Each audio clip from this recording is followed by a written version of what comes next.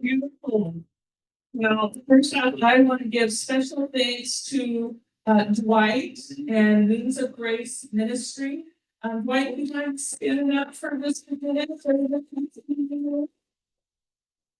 Dwight, can you share 60 seconds what you're up to as this kind of sponsor spotlight? Yeah. Okay. Well, thank you. Hey, we are so glad to be a part of this. Our focus on the 10 housing. And really the need that to solve all of this is the whole community has to come together and we're doing now. So it's just really a blessing for us to be able to host this and be able So much. Definitely get to know him. He's really a great impact in the community. So if you're here for the first time, we're going to go through today. I am so excited because this is our mid-year update. This is an opportunity to really get to know what's happening throughout Brevard County. We have two incredible gentlemen that are. Can I tell you a number, Steve? Is that okay? Now is those numbers, Steve, that we're going to pull together and translate it. Okay. That are going to go through that. And then we have a really special surprise. We actually have the executive director of the of the Florida Chamber Foundation that has created a special video on what's going on in Brevard County. And I just want to do special thanks to Nancy for the Greater Foundation.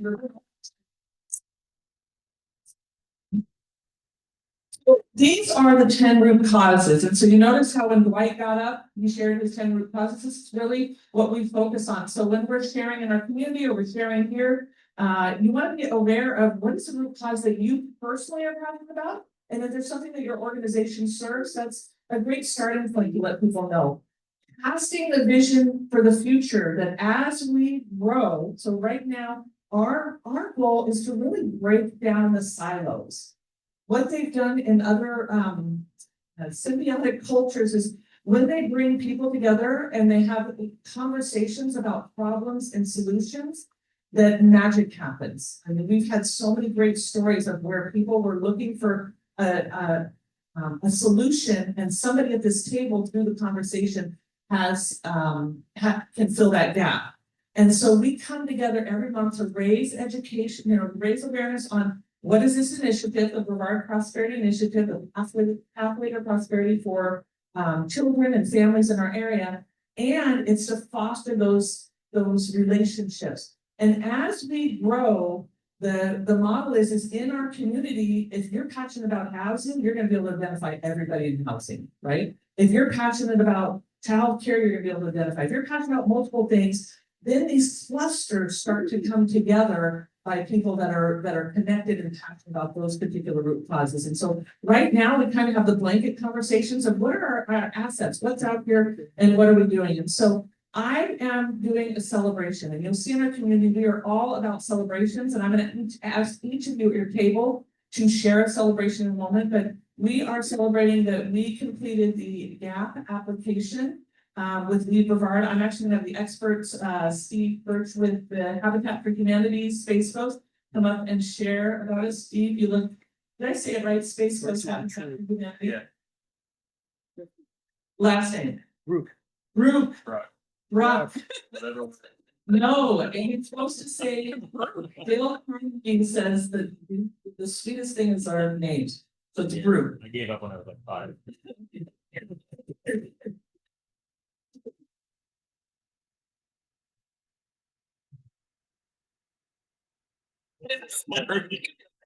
Yeah, so I was in the League of our best class ever for 2025. So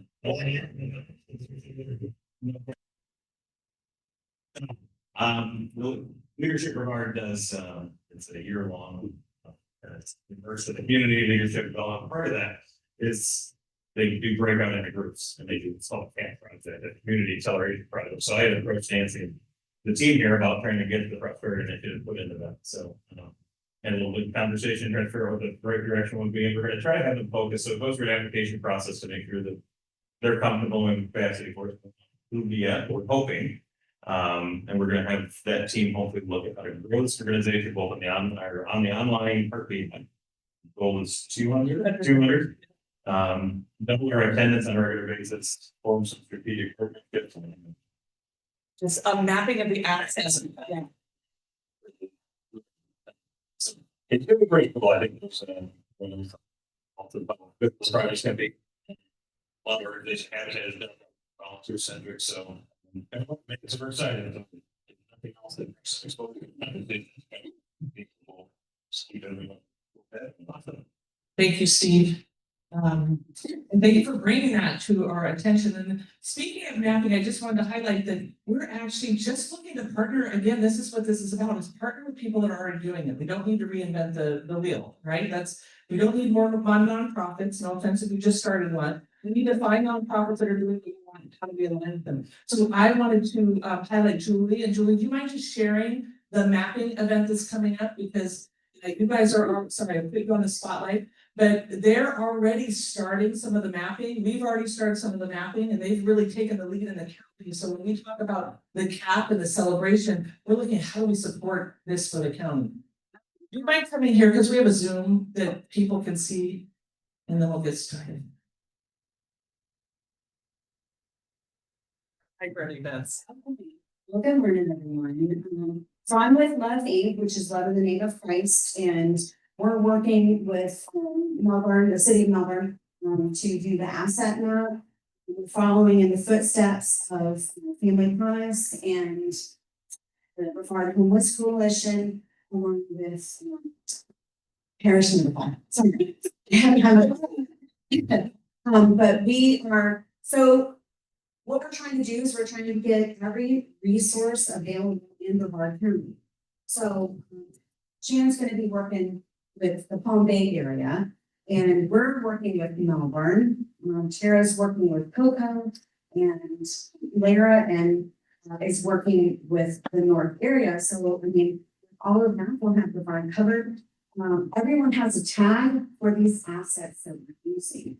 And so our tags that we are using are going to be the 10 root causes. So that's a great thing to follow. We are looking for people who are interested in participating in this mapping project, to help us with boots on the ground, get information for those. The objective is to make sure that we have everything documented in Brevard County so that services that provide, people who provide services for the county can look at this map and say, this is what I need, this is what is still needed. So that's really important. We do have an information session here at Lanes of Grace, July 18th, from 9:30 to 11:30. So we would love it if you came. I'll give you my card. I do have an invitation with an RSVP.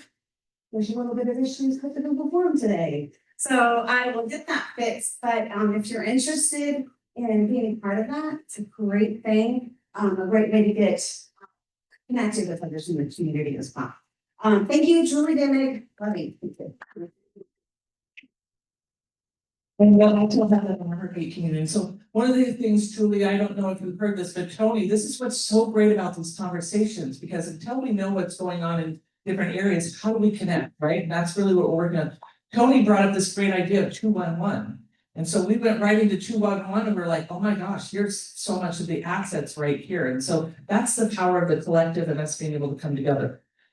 So real quick, I just want to highlight how you can access some of the assets and the tools that we're talking about today. When you go to the Greater Palm Bay Chamber of Commerce, the Government and Legislative Affairs, that's where you're going to be able to get the Florida Scorecard. And we're going to go into great detail about that, but I invite you to go there and dive in a little bit more. You can see the current population for the whole state, child, poverty levels, third grade reading levels, jobs. I mean, it really breaks down everything that's there. And it's all based around the 10 root causes. So I have the honor of introducing Dan McDowell. And Dan has been a former councilman from West Melbourne, president of the Progressive Alliance and a community leader. He's retired, he's a healthcare executive. Anybody else semi-retired? An entrepreneur. Dan has a MSc in sustainability from the University of Lincoln in the UK. I won't get into it. He's a grandfather of 7 and has been an active member of the community since relocating here in 2010 from the Midwest. And it's him and Susan that kind of carried the torch, kept going to the summits like, Nancy, we gotta get this going. So Dan, come on up. Thank you so much. Let's give him a round of applause. Thank you, Dan. Let me open up by also saying that you're gonna be hit today with a lot of information and also some verbiage and jargon, and apologize right out of the chute because sometimes we forget that, you know, we're here today under the symbiotic model of people will come at different places. So people join us at different times. And so we do a little bit, some of it remedial for some of you, and I apologize for that if that's the case. But let me also say that part of what I do is I survey, find out where people's heads are at. And in the top 5 that keep people up at night, one of the top 5 is economics, the economy, and how, like, some of the things that are going on, how it's gonna impact us and things of that sort. So our prosperity initiative, I got involved in the prosperity initiative.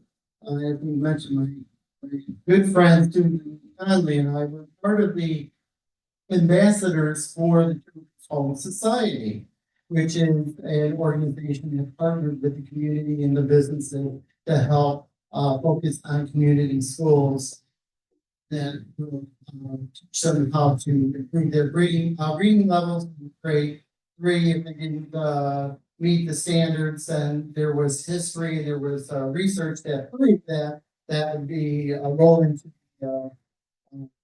they were going to graduate. They didn't graduate. Possibly greater possibility. Actually, I think the survey or the research that they have 7 times greater chance of incarceration. So there's a whole domino effect of getting them when they're young and find out what's going on. So that's how we got into that. And as Shannon mentioned, thank goodness Nancy saw us scrambling. Susan was smart enough to get Nancy engaged, and here we are. So we're into this, and so part of what I am doing is this is a lot of him. And here's my disclaimer right now. We're not going to dive into this. So that's the good thing. And that numbers, you got to be careful with numbers. You know how numbers are. It all depends on how you look at things. For example, there was a slide in there that talked about our poverty and for our children's poverty. And a percentage-wise shows that our poverty is actually going down in children as a percentage. But what we are also seeing at the same time is the volume and the quantity, the number of children is going up. And the reason why that's important is unless you are involved and really dive into things, you do not understand that this community doesn't have a lot, any organic growth. Our growth in our county is primarily in 2 demographic ages, 65 and older and 30 to 39. Those are the areas that people come to the park. And we've grown a lot. I haven't known councilman from West Melbourne, let me tell you, we're growing. Leaps and bounds, double digit, which is what we want. But as far as the children are concerned, our numbers are 18 and under are pretty much the same numbers they were 10 years ago. Okay, so when I see numbers like that, say, you know, wow, we got more kids, but we got the same kids. And that, okay. That opportunity wasn't again, but it was enough to say, hey, you know, we don't want it to go.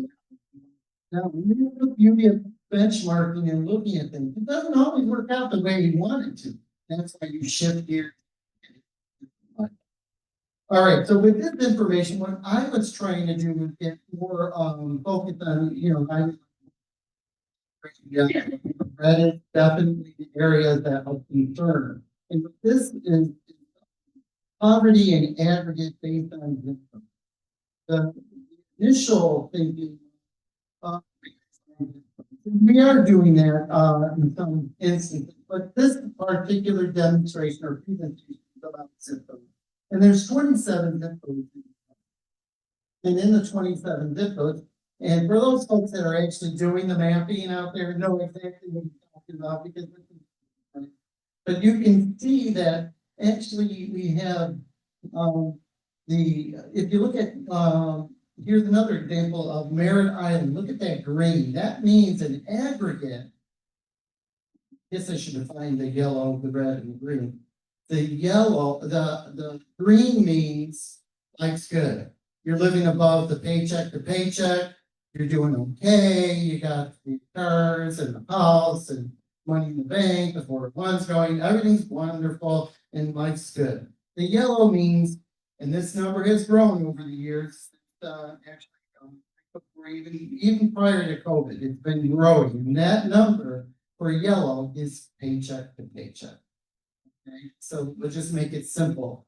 And then the red is, these are zip codes that actually show in aggregate that they're in the poverty, danger zone. And what I mean by that is that that's aggregate. So don't say, oh, okay, because for example, in Cocoa, I believe it's the 32922, there are $1 million homes and very nice homes in 32922, but in aggregate, it's an area that really needs to be honed in. So what we do is we take this information, we look at poverty and say, okay, what are the factors contributing to these kids not reading at third grade reading level? It's partly because poverty kind of attaches itself to, is there healthcare issues? Are there mental health issues? Are there obviously maybe food, daycare issues? There's a whole plethora of things that could be going on that's worth diving in to figure out what's going on. And I just tell this story because I think it's so important. As a child of 10, growing up in Chicago, and I hear people say, oh, poor, but we didn't know we were poor. No, you know you're poor. You know when you're poor. And when you're poor, you don't always feel really proud of that. And you're embarrassed. And that's what happens. And we have, these kids don't always tell them. I have a toothache, I can't see, my mom and dad are not home, or they're fighting, or whatever. Anyway, so what I wanted to draw your attention is Merritt Island is a green. In aggregate, it looks great, right? Wonderful. So it would say, you would think that there's no correlation to any problems in Merritt Island. Well, you're not right. Because what happens is if you drill into the numbers and you look at the schools, there is a school in Merritt that is not achieving at the third grade reading level.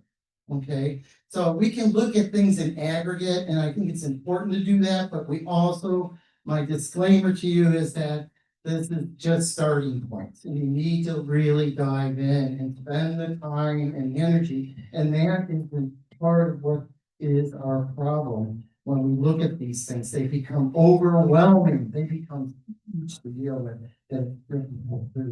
Man, so a lot of information. I just want to kind of give those to you, kind of get the big picture here.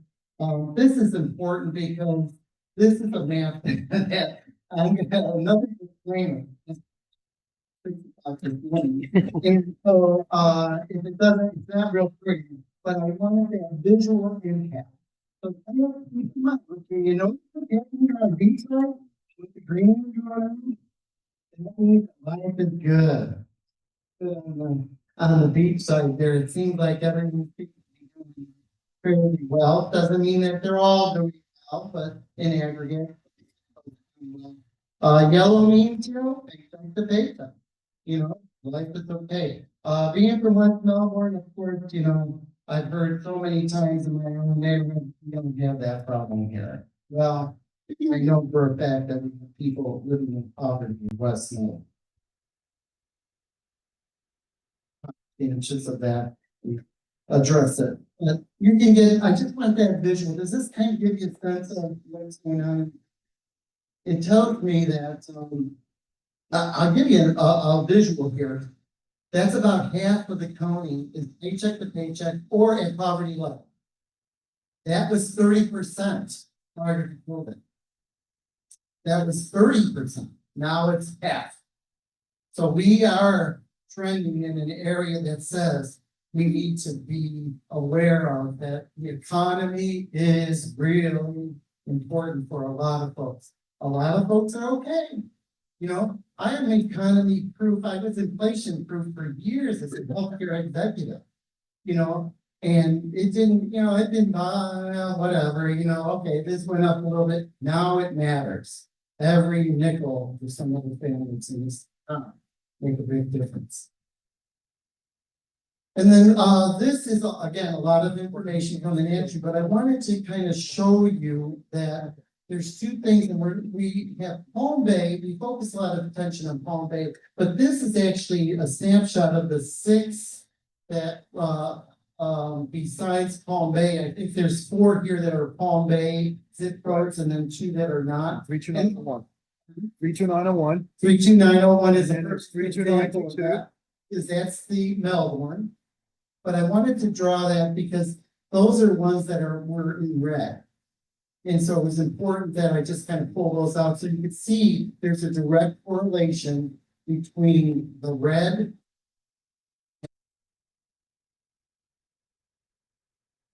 for a fact those areas need attention. Doesn't mean anyone's doing anything wrong. This is, it's just the way you just need to be aware of it and try to help. Although I worked for corporate for many years for Better Homes and Gardens, and when I would tell people I'm here to help, they laugh at me. It's like, corporate's here to help. We are, as business leaders, as community leaders, it is our responsibility to help our. I was telling somebody earlier when I first came in, open doors, open minds, open hearts. It's so important right now for us to recognize that. So I did pull up actually it's not right here. This is actually Tony's slide, right? Yeah. And I can't go backward. I don't think we're just going forward. We don't and I don't have an introduction for Tony, but I would raise, I don't know how much time we have, but if you have any questions for me, feel free. Yes, Susan.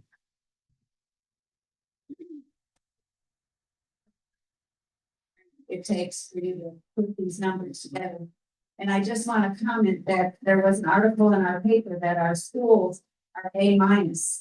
And so I think you showed the power of what the Prosperity Board Foundation with these numbers, they are collected at the state level, but they go right down to the individual schools. Community, but there is poverty there, and the Prosperity Initiative is tracking that and watching that. And thank you so much for. Dan, a round of applause.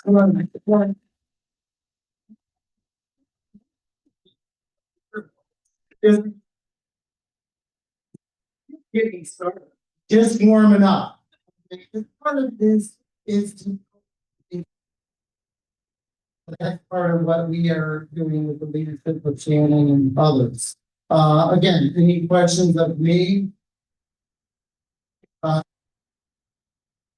In here as far as making sense on even like looking at education and any of that. I think what's blank seats on the power. Unity out. How can we how can we link that and then give it to the state so they may be able to look at it from a different perspective?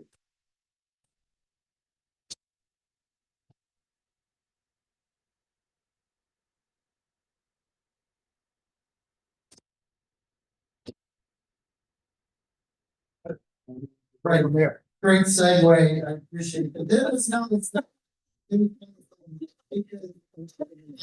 Pleasure of meeting this He's semi-retired, he is far from retired. Two other jobs. And I sat down with him and I knew I was gonna get off because he was talking about numbers. And I'm healthy, but he's in enjoying and take away that whole thing of numbers line. That's true. We just got to be able to cut through the change and find out what exactly is going on. So again, thank you for telling you and do yourself in.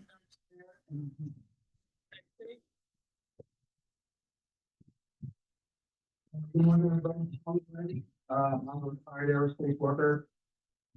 Like I said, I live in Green. Right? Can you put the mic up for the? Yeah, there you go. Yeah. I live in Green. So it's Steve and the folks that deal with housing, slices of pie, talk about the bifurcated or either make 90,000 more or you make, right?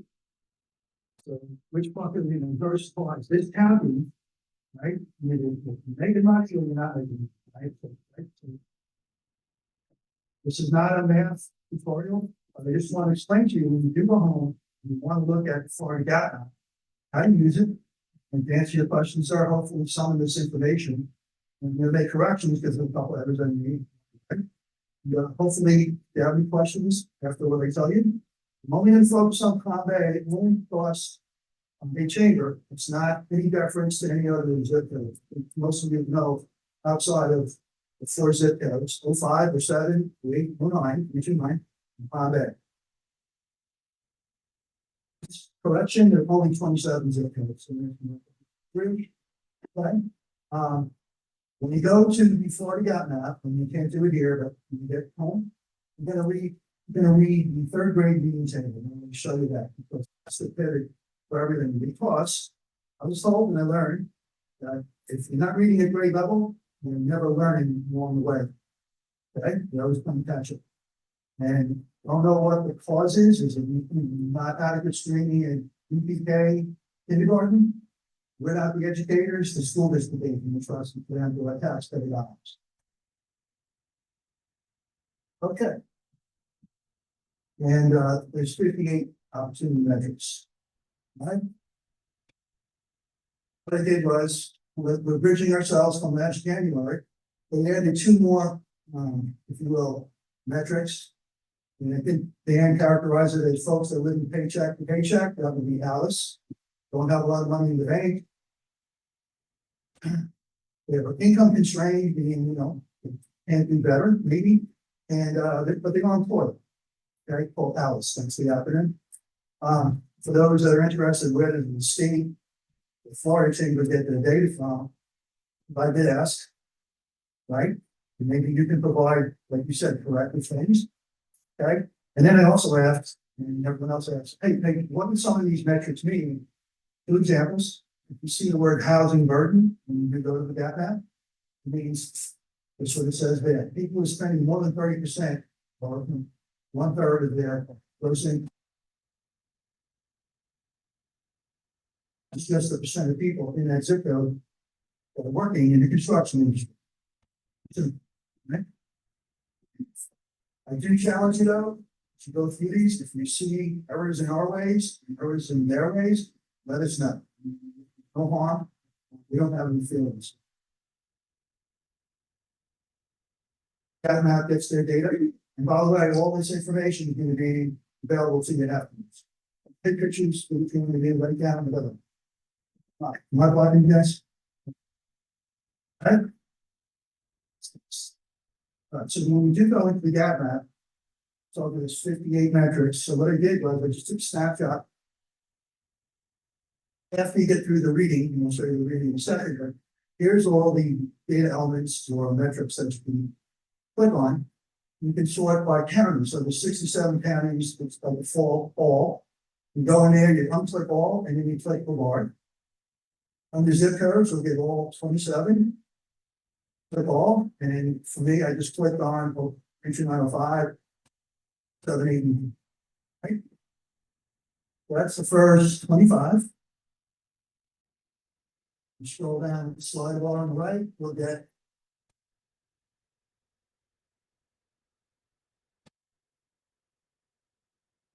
Energy visibility, you click on, and you can get, that's the rest. So the very last piece is called the voluntary pre-K, pre-kindergarten, 4-year-olds, I think. And that's the way. Any questions so far? All right, this chart, I have a few errors and I'll go back and. When we first land on a Florida gap map, first chart you're gonna see is childhood reading. You click on that, and so it looks a little different than the 58 metrics I showed you. County, school name, and I put it in alphabetical order, obviously not in zip order. And then there's 2 columns. Those who number wise. Percentage. So, in terms of children below grade B level, if the number went down from last time, it's green. If the number went up, it's red. I may correlate with some advanced information, but you can see. I can show you these 3 on the other side. In this case, those that are at or above green level, the higher the number should be green, the lower the number should be red, right? So the first one, second row, right? The number went up, so that should be green, not red. Struggling them all. This is the best. Current elementary, that should be green because those that are reading above grade level increase, positive. And one of them. Oh, Pompey Elementary, 1%, that should be green. If I have the numbers right. Right, so this one, the total number, the more that can, the less that read the low grade level, the better. This one, the ones that read above grade level. So you have to look at these things and say, he's down here, he's up here. So that is kind of the pivot. Because reading at grade level is one of the most important things as you go forward. Everything else is a result of this. That's the premise of the Florida Chamber of Commerce. And I just want to add here, part of why the numbers change is because we have more people moving in. Like the population is increasing and that's really impacting some of these numbers. So last year we went to City Hall. This is one talking to the gentleman, he said 400 families a month. We just said, making sure there's moving also like that, right? For the right reasons. Brevard Public Schools, and Mark Randell is actually looking at these numbers, right? Did you know? You did a deep dive. Uh-huh. And you found that the underlying remedial private companies, in other words, they had golden readers in the school, and I don't know this is teacher. Golden readers, so people like myself and anyone else here are going into the school. Believe they've taken companies that do that.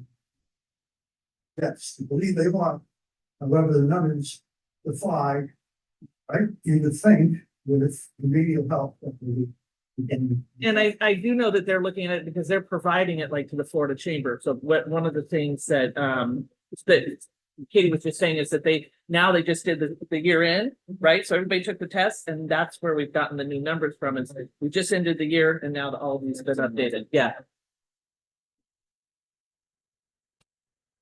Our discussion on the reading. Good. All right, so now, next thing is you go one level below. Please, sorry, we just have Sorry. recording and viewers, and you can watch a replay of the afterwards. So we'll show you how to get that. So now, here's the 51 reference, so not reading. So we kind of bend into the 10, should be 7, and I'll get into the last 3 you can see. But these are common, I call them demographics. So out of 58, I just put these in this table and said, this is the characteristics of those zip codes. Right? How many people live there, how many workers, etc. Work from home. Okay. And I think there's one more.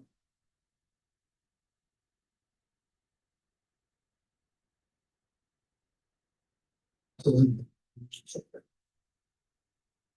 more demographic data. So some of this is percentage, which is a relative term, some of them are absolute, 846 children in poverty. Costs. These are the two metrics that they added, installation anywhere. Okay, so what I believe this means is, because it's higher, that means they're income constrained and in poverty, another 12%. I think it's mathematically and if they're saying in the report. Right, trying to say it's higher, so that's right. Anyone who disagrees, that's fine. Just me trying to figure it out. 61. What's next? Okay, so now we get into the root causes.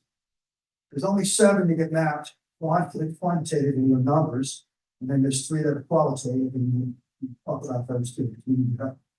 Right? So on job opportunities, I went through the 58, less the ones that were demographics. And I said, which ones kind of tell you a snapshot? Yep. That's to hear because about the on the way. Okay, so about the people working now. So there may be some job categories that are not here, so maybe what to have them. Yeah, second one is education. And we're at clockwise on that wheel. Okay. Achievement, oh, by the way, this number hasn't changed, it's 10 UPKs in one particular zip. And again, all this information is gonna be online. So if you're missing anything, you'll have plenty of time to go back. And you'll be able to manually produce this. If you need help, this stuff's not. Our housing, from the view that's your wheelhouse and you focus on. Okay. Pay for places to live.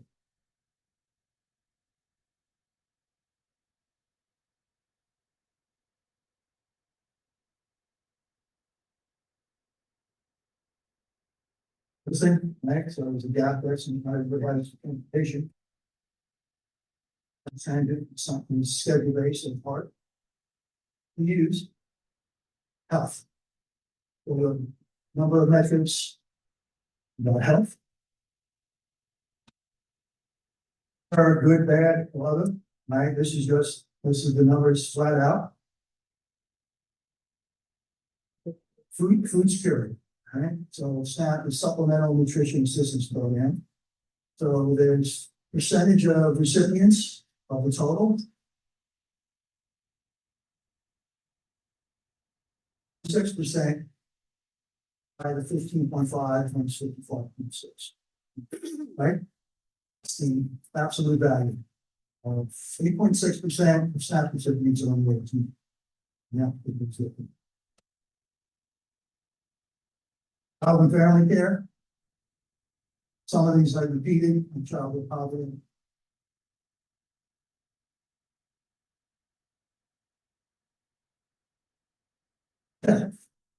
Last 3. There are no numbers to these, they're qualitative. I'd like to address them. We have not addressed them. Presentations in any audience, you know there's people out there that do this stuff. So afterwards, if you want to let us know, love to have somebody. Now, safety is more personal safety from threats in the home, from relatives, right? Use. Not repeating. Criminal justice outcomes and then inputs. Okay. All right, that's it. Are there any questions? Yeah, the numbers are all there. If anyone needs instructions, so hold on, needs to be back to that. Yeah. This one observation is really looking at your initiatives. I was really struck better that whole piece that 30% are at obesity rates with the high scores of those. I know we're with food insecurity. That's really high for the national average. That's really surprising for Florida. So just thinking about that again in those pockets of food that they have a lot of access to stuff.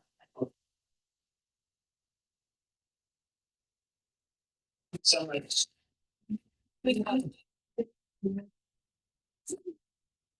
And so part of what we do monthly is we are diving in, look ahead at the calendar and we dive in individually on root causes. next month you'll find that we're having discussions about employment in Brevard. So we'll highlight the stats, and then we have experts in the area that will talk about some of the problems, we'll explore some of the solutions, and have some of those further conversations. So now, I'll use my phone for proper introductions. Now we have a special video, and I would like to introduce the newest executive director. Christina Donahue serves as a prosperity director, leading statewide efforts to reduce childhood poverty and expand economic opportunity across Florida. She works with business leaders, nonprofits, and policymakers to tackle the root cause of generational poverty through collaboration, data, and strategic policy. Backed by over 20 years of experience in community engagement, Christina is driven by the belief that every child, no matter where their zip code, deserves a real chance for success. Guided by the Florida 2030 blueprint and the Florida Prosperity Project, she focuses on building systems that remove barriers and create lasting change for families across the state. She really wanted to be here today, and she's excited because she loves this model that we're doing of bringing everybody together. She shared some of the challenges that they're having in other areas, and she says that she definitely plans to come and speak and get to know us and see how we're coming together to break some of the silos. So here's a great video, and I don't know if we can turn off the lights. Awesome. Out over there, okay? Okay, empty. We're in profession. I really have to know where it is.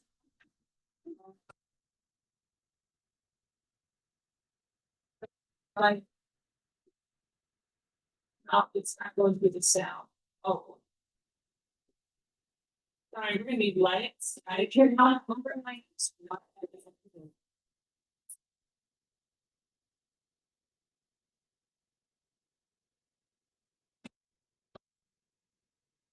And why not?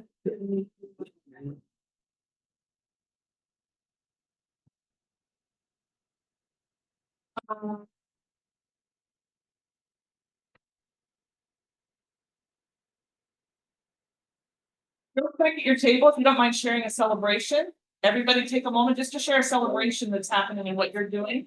Amazing. What is there? I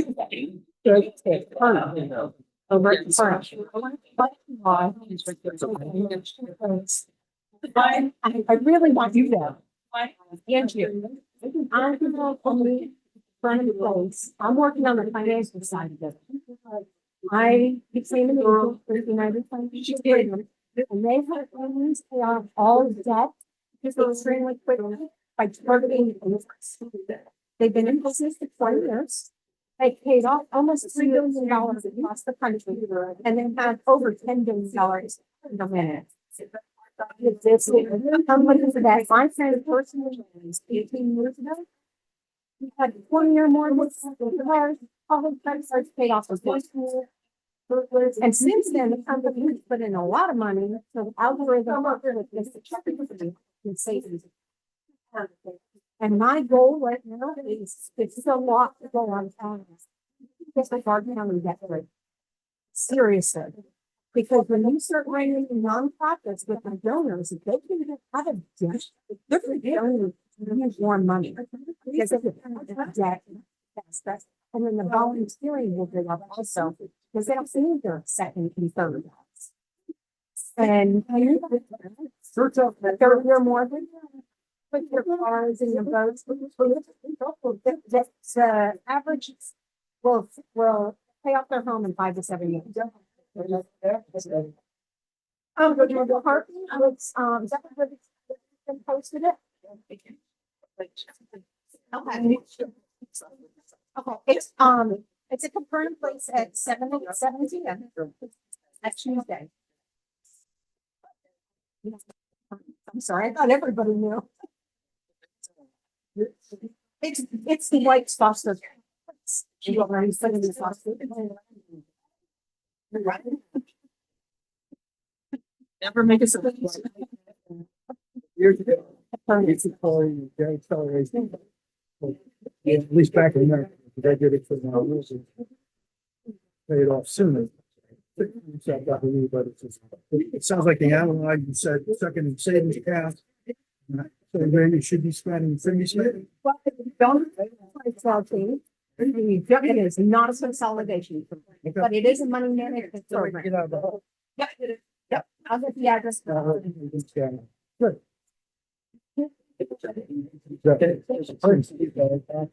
Well, I'm working with corporate because that's money management. I'll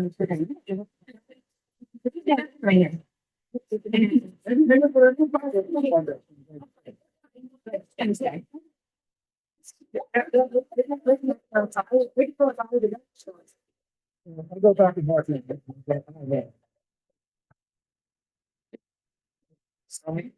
No, do that.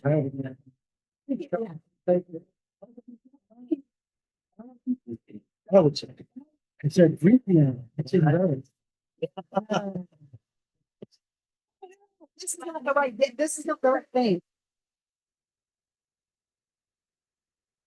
Yeah, but I apologize.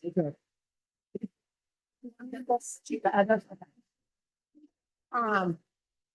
Well, I'm just going away because they were working with corporate and they're like, we can nonprofits. Absolutely. So if you, there's different ways that we can help and they want to talk to you about that. They're going to show you the basics on how they help families and then you have another meeting. Help them out. Because you all, what is the I've heard of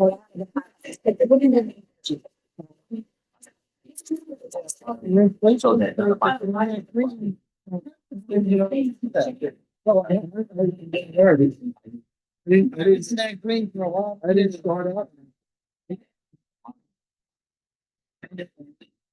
Recharge that. I get my wife in the 80s.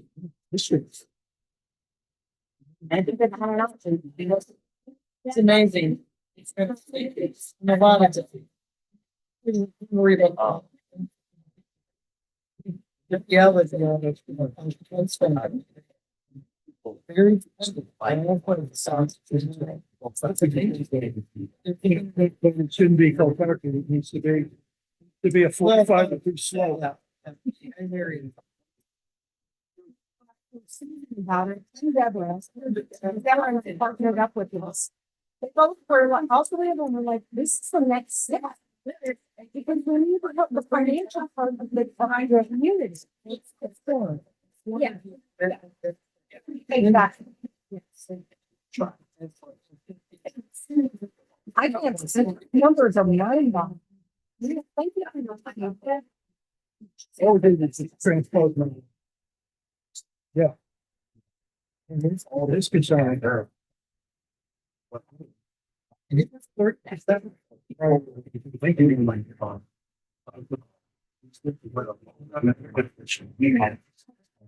No, so don't get me eyes when you be fast down for that. Bifurcated. To 8. Yeah, interesting in the man. There's nobody in the middle. Needs to be proud. Nobody should follow that. That's what we do. Right. But we just gotta make them aware of. Some of them were over there.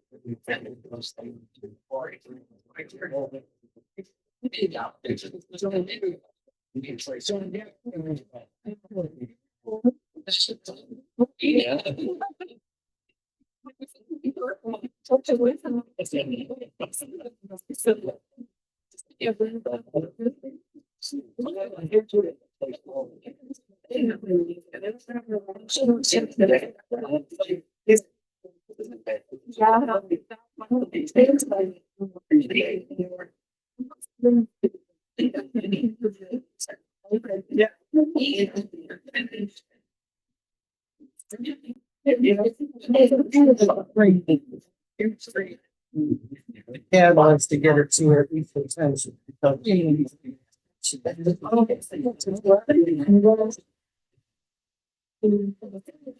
when what's the process? Okay.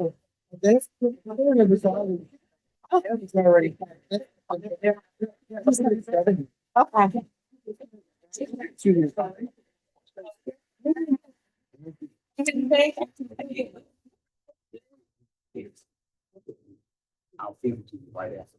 So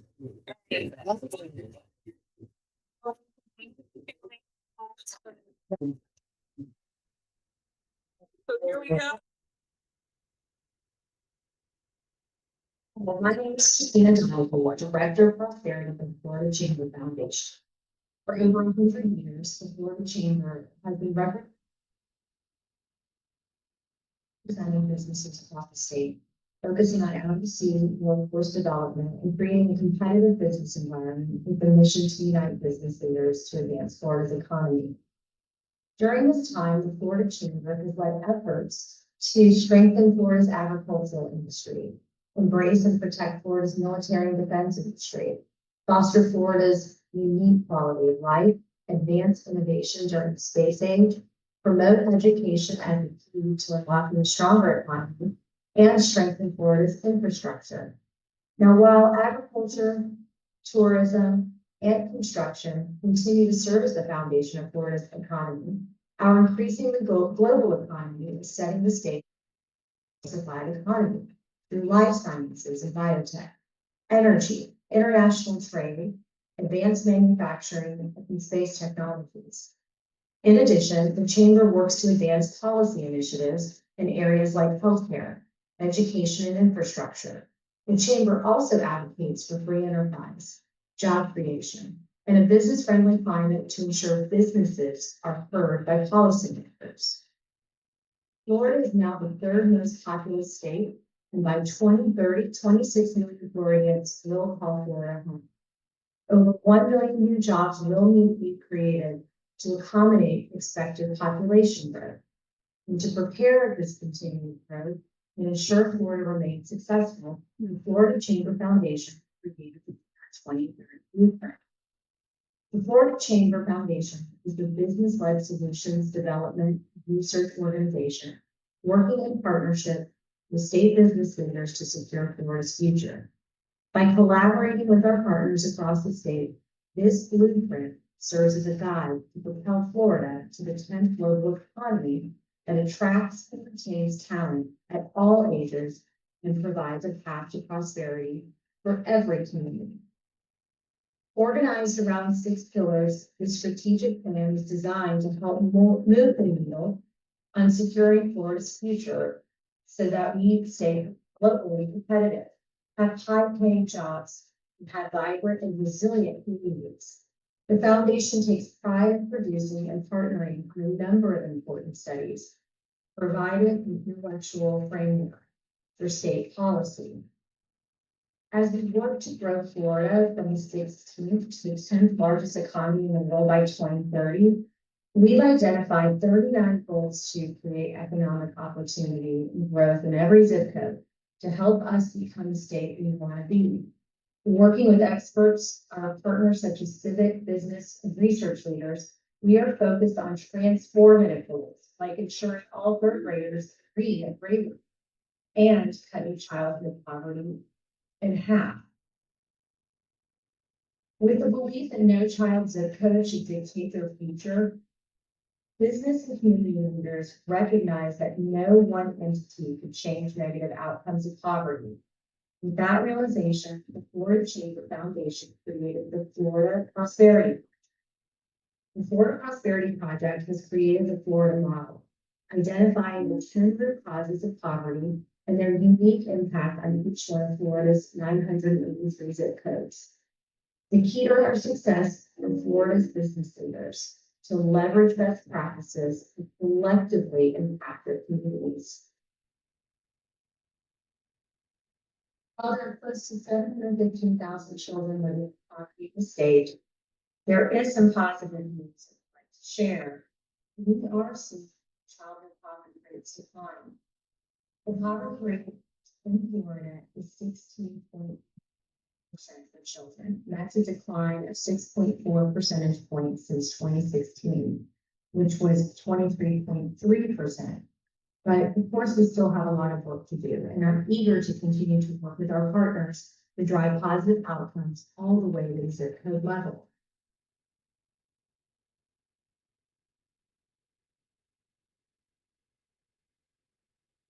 Progress has been made year over year since the beginning of the Florida Prosperity Project. But more importantly, a targeted and united approach works. We are outpacing the nation, decreasing at a rate that is 16% faster than the country over the same time span. Now, businesses came to us and said they wanted to keep the temperature of what was going on in our communities at both the state and county levels. So the Florida Scorecard is a dynamic online tool that identifies and tracks the key factors impacting Florida's future. Metrics tied to the Florida Prosperity Project on the FloridaScorecard.org include poverty rates, children in poverty, Alice households, and homeless school children.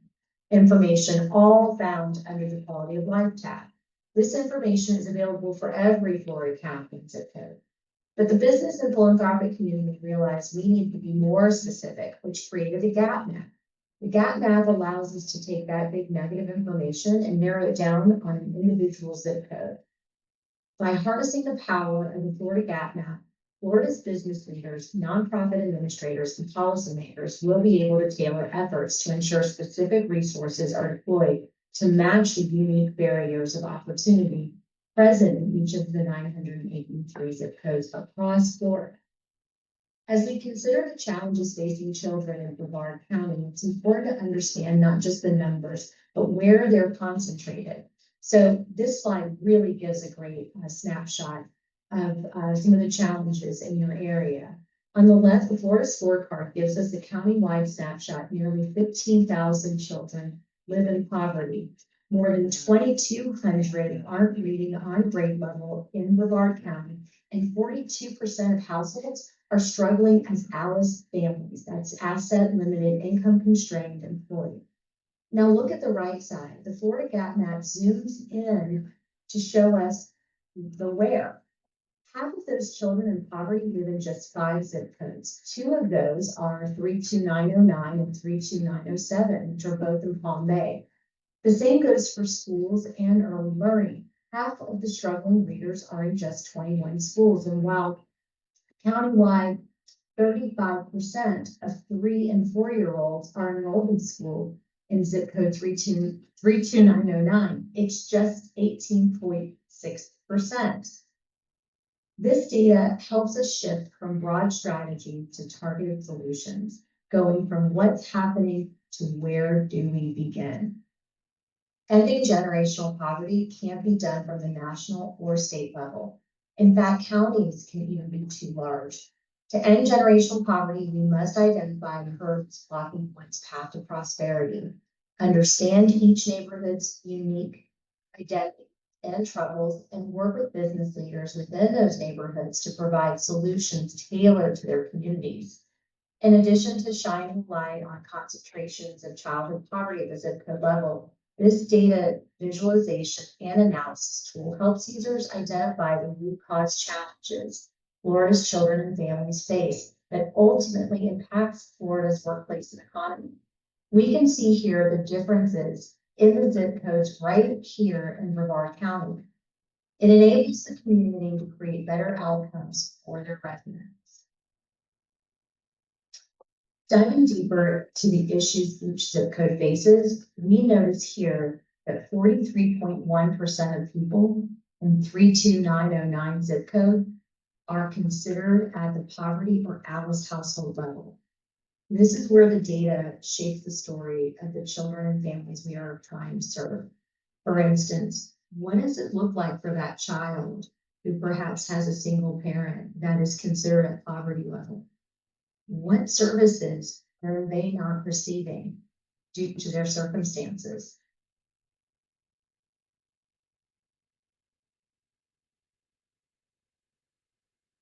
Now we notice that under the job opportunities tab, these are the type of occupations that these folks in the zip code currently fill. So we can take a look at what opportunities does this area need so that more folks have opportunities for economic mobility. But to begin to wrap up, the Florida Prosperity Project focuses on understanding the unique challenges in each of Florida's 983 zip codes and addressing the 10 root causes of poverty through tailored community-driven solutions. We're inviting businesses and community leaders to take ownership of their neighborhoods and get involved. As we saw at the 2025 Florida Prosperity and Economic Opportunity Solutions Summit, the Daytona International Speedway in May, there's credible. The Florida Prosperity is on a mission to cut childhood poverty in year 2030. We believe the business community holds the key.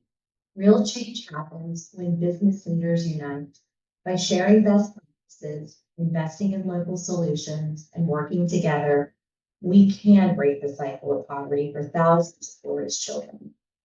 To be part of the solution to create pathways to self-sufficiency and opportunity for every child in every zip code, please feel free to reach out to me. Now, I have a video I'm going to be sharing with you on the next slide to get you excited about what we are able to accomplish as we head into next year.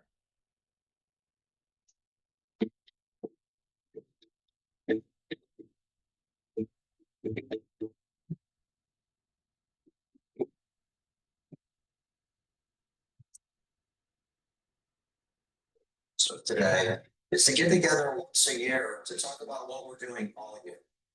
And remember, the specific focus is how can we cut childhood poverty in half? And how can we help their families get to self-sufficiency? The whole idea is to lift up the community. Like 32114, when we started, 54% of our children living in poverty. The amazing thing is that the Daytona International Speedway, every little university, the USA College, the Silver University, they all are in 32114. And you wouldn't think that 1 out of 2 kids would be living in poverty when all of these institutions are in that same zip code.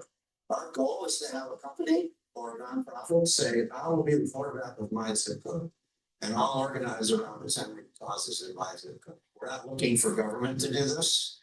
We're looking for private sector to say, I'll take my zip code. If we're all marching in our own silo, yes, good is gonna be done, but the economies of scale, we can do so much more if we're working together, we know the mission, and we're working for the individual.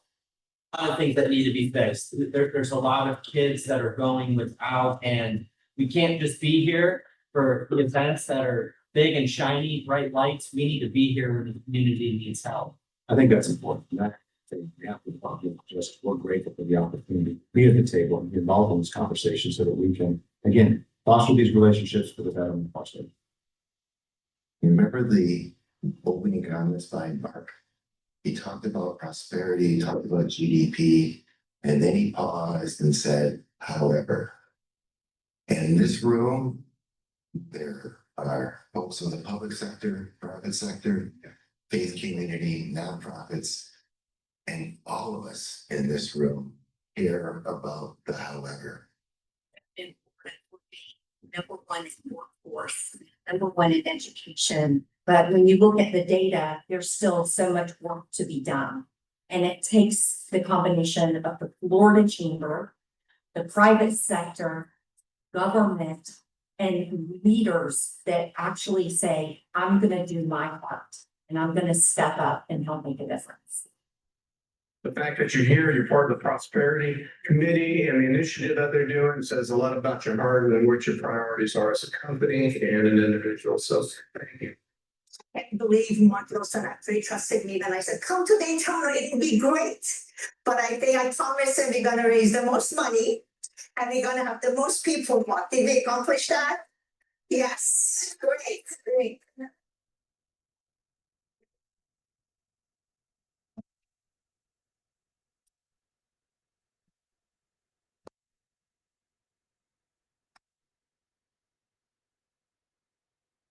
Thank you for the opportunity to present to you today. I'm very grateful for your support to ensure all children in poverty have a path forward.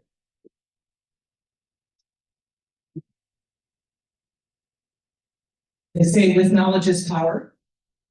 And with knowledge is also responsibility. Right? And this is one of the incredible things that we've seen throughout the state is that individuals are able to use these numbers to influence laws and to really make a change because we can actually hone in and dive in and see what's happening. And so just want to highlight how you can get in now. One of the biggest things that we've identified is these meetings are great. How many met some great people at your table?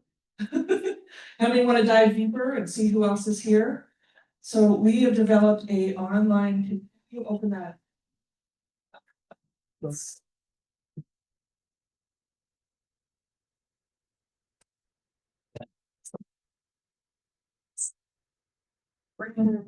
And so again, I'm going to drag you back or encourage you to go to the Florida Chamber website. We have a incredible app that allows people, organizations to share exactly what they need right now. And business owners. So first off, let me ask, how many business owners are in the room? Raise your hand tall. Okay, great. How many nonprofits are in the room? Perfect. And that's our goal, is to really, we need, first off, we're seeing great things between other nonprofits knowing what they're doing together. But also the businesses can come in and go, hey, this is how I can help. I can mentor. I can share this resource. I know this individual. I will contribute and donate. So when you go to this website, the Brevard Prosperity Initiative, then it will walk you through on how to join. And so this is free. This has been sponsored by Launch Bank, also Business Acceleration Network. And you want to make sure you see how it says download the app. Don't skip register first, right? So you've got to register first. It's going to ask for your profile, and we don't want logos, we want people. It's the faces that do amazing things. I just wanted to back up for a minute on the Florida Chamber and the Florida Chamber Foundation. One of the things that they're working at a state level is they're looking at organizations like Florida Blue, which Joe's here, right? And they work with large organizations that can have a great impact at an individual level. So that's one of the really cool things that they're doing, is bringing that down and bringing that home. Joe, thank you for being here. I know you brought grants. Did anybody see the grant that got shared in the community this morning? No. Yes. So in this community, that's the whole thing, is we're resource sharing. We're letting people know what's going. We don't want you to have to wait here to get the announcements. So this PowerPoint, all this information is going to be up in there. But this morning, Nancy had emailed out a grant. We put it into Heartbeat, and it is time sensitive. So if you haven't seen it yet, go ahead and do that. It's real important to identify your cause that you're passionate about, because when you get in here, it's going to ask, which one are you individually passionate about? So for me, I'm passionate about food. Didn't grow up with much food as a child, so I want to make sure everybody has food. But my corporation helps with education and workforce development. Right? So we just like to know, sometimes people have that different passion. So this is what the community looks like. And we are going to be celebrating our 50th member if one of you gets in there and joins today. So we'll see who the 50th is, and we'll do a neat little celebration. But you can see how there is the ask and wish list. This is where nonprofits, I think some of the gap that they talk about is they're fishing in the same pool of donors and resources at the time. Right? Does any nonprofits feel that challenge? And so this allows you to go, did you say no? Never. So this allows you to go in there and say, I need help with this. And as a community and as an individual, even if you are with a nonprofit or business or volunteer, you can go in and say, I want to help, or I know somebody who can help. We also have a place where we do the celebrations. This is how we hear what's happening in the community. And I'm going to give you a little clue. This is also how you market what you're doing, right? This is another, it's kind of, you've heard the saying, out of sight, out of mind. So this is an opportunity to really share some of those things. So we just uploaded in the courses. You can see on the left-hand side, there's courses, there's also events, there's a directory, there's a matchup, but in the courses, there is training from the Florida Chamber. They dive in and have panels on the root causes. We also have one on the symbiotic network training. So there's a couple of things in there that you can look at that are quick videos. When you enroll for the events, I'll share that with you in a minute, it'll automatically go on your calendar. Anyways, we want you to get in here. This is a great opportunity, and hopefully we'll be celebrating our 50th member. And so here are the events. You may want to take a screenshot because this is what's coming up over the next month. The top one is virtual. And so again, that's where we're when you get into the community, just hit RSVP, that's where you get access to Zoom. I do have to remind you that everybody does need to go to the chamber website to register for events. It's really important, right, to go there, especially for this event. We need to know that you're here, so remember to do that. And it does say right here, remember to register, Palm Bay Chamber. We also do a working session the first Thursday of the month. And this is where we get in and we kind of plan the events. We plan what are we doing behind the scenes. We're working on the CAP project. So we invite those of you to come that want to get involved. And this is how we get to see some of the leaders shine and rise to the top. Another thing you might want to take a snapshot of, if you have it in your profile, these are the questions you have to answer. So you do want to take about 15 minutes to be ready and have those pieces together.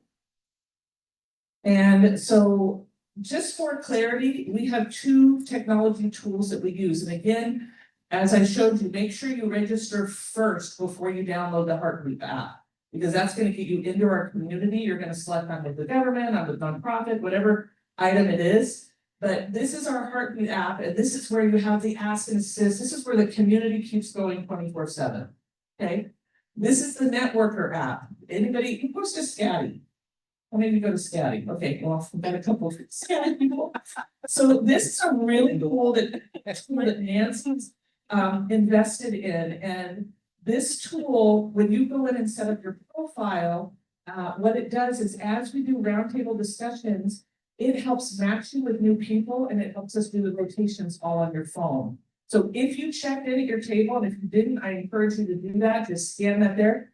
You'll have in there everybody that you sat with at your table. So it's a cool app to foster follow-up and things like that. And here's the QR code for that. If you do not have that, anybody wants to take a quick picture. All right. And here's our next virtual event. Again, you can find that in Heartbeat or also the Chamber of Commerce website. I think they're skipping that today. We're skipping that. So our next gathering is our employment panel. And you should be able to see this on your website. We have Marcus Smith, who's the panel moderator. We have Stephanie Robinson, who's here with Career Source, Brevard, Flagler, Volusia. We also have Heather Allen with Eastern State College. And so they're going to be addressing some of the needs and challenges that they're having in the hiring in the career sector with that. So this is a great opportunity to participate. And we have just a few minutes if anybody has any questions, comments. As we wrap it up. Anybody's head kind of exploding? He's got it excited.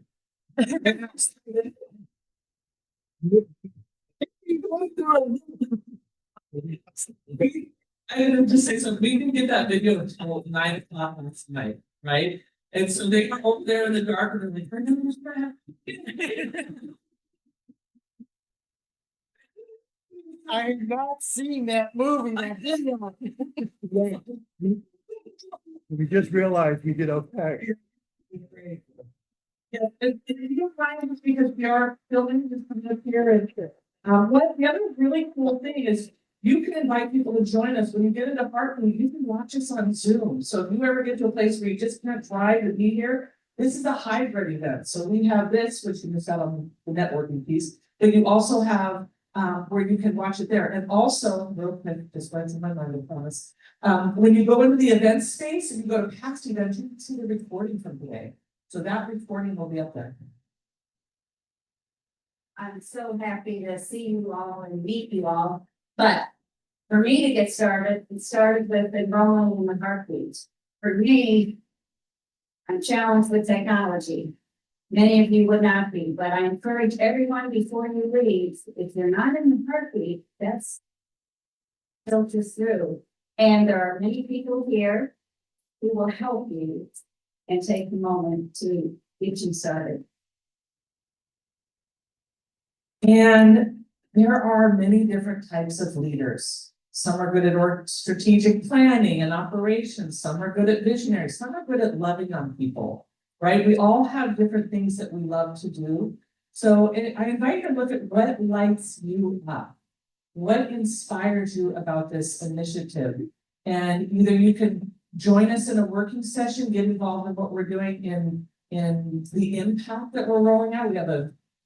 We have events planned to the rest of the middle of next year, or even individually, like if there's a zip code where you get in there, or there's a cause, if you're like, I'm into housing, go into Heartbeat and say, I'm looking for all the housing people, or I want to meet on this, like there's not rules here of you can't come in and do something. So there's, the big container of what we do here, but there's also the individual leadership. So we really want to help you shine. Feel free to go in there and share what you're passionate about or what you're looking for. We'll help make those connections. And with that, thank you guys so much for coming, and hopefully we'll see you on